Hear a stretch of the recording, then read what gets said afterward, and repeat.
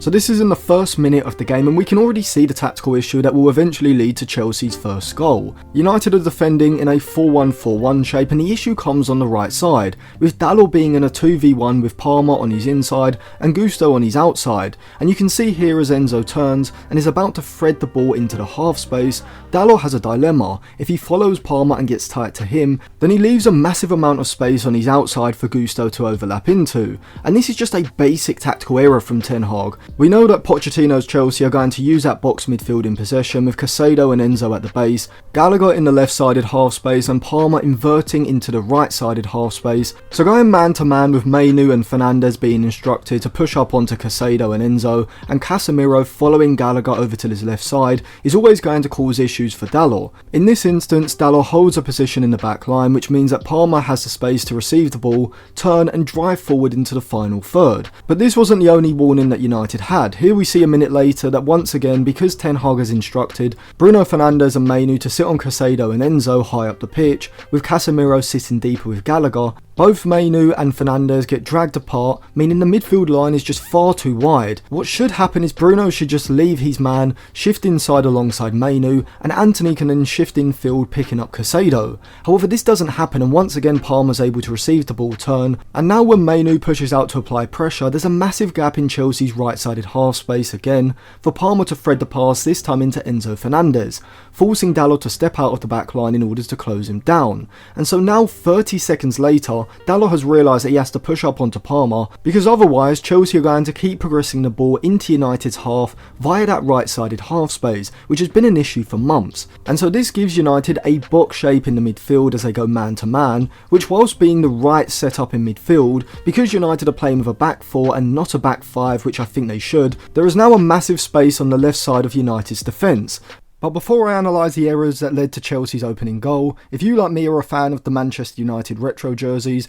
then head over to Jersey FIFA. They've got all the United retro jerseys through the 90s and 2000s, as well as from other club and international sides as well. If you use code Atlantis at checkout, you'll get a discount. A link will be in my Instagram bio, which I will leave linked in the description. For Chelsea's goal a minute later, we see the tactical issue this time cost United. Dalot initially does excellent to step out onto Palmer and put in the challenge to win the ball back. But if Ten Hag had used a back five, then Garnacho or whoever's playing as a left wing back can just drop in to create a temporary back four and plug that gap. However, he doesn't even need to play a back five system. He can just instruct Casemiro to drop into the back line in order to pick up Jackson, which is something that Ten Hag actually did against Wolves a few months back, and then this would allow Varane to shift over to the left side, and Maguire can then be ready to push up onto Conor Gallagher. However, because this doesn't happen, when Mainoo gives away the ball with a sloppy pass, Dalot is caught high in the midfield having to follow Palmer, and can't get back into position in time, meaning that both Palmer and Gusto are completely free on the left side of United's defence.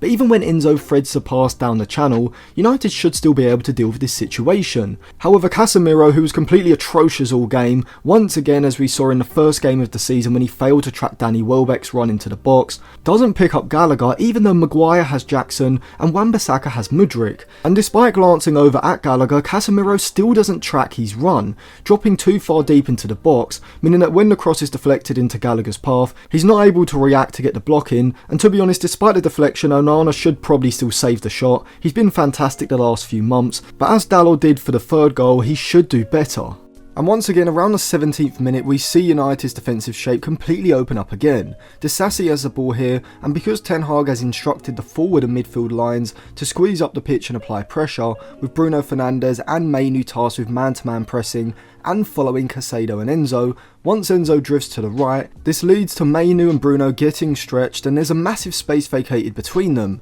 and because Casemiro and the backline haven't pushed up, in order to keep the vertical compactness in the pressing shape, which is essential if you want to press high, this allows Disasi to play a pass straight into Jackson's feet, progressing the ball from Chelsea's defensive third into the middle third, and now you can see the massive amounts of space around Casemiro and Varane, and with Antony, Bruno and Garnacho having pushed high up the pitch, and Mainoo dragged over to Chelsea's right side, now Chelsea can release Cucurella down the left, and initially Antony does well to get back goal side and track Cucurella's run, but as Mudryk is about to play this pass down the side of Wan-Bissaka, Antony just takes his eye off Cucurella, slows down slightly which allows Cucurella to break ahead of him, gets goal side, and it results in a clumsy challenge from Antony, which leads to United conceding the penalty from which Cole Palmer scores. But this all came from United's shambolic pressing shape that has no vertical or horizontal compactness and allows sides to cut through the centre of the pitch, going from the defensive third to the middle third, up into the final third in a matter of 2 or 3 passes, as Chelsea did here.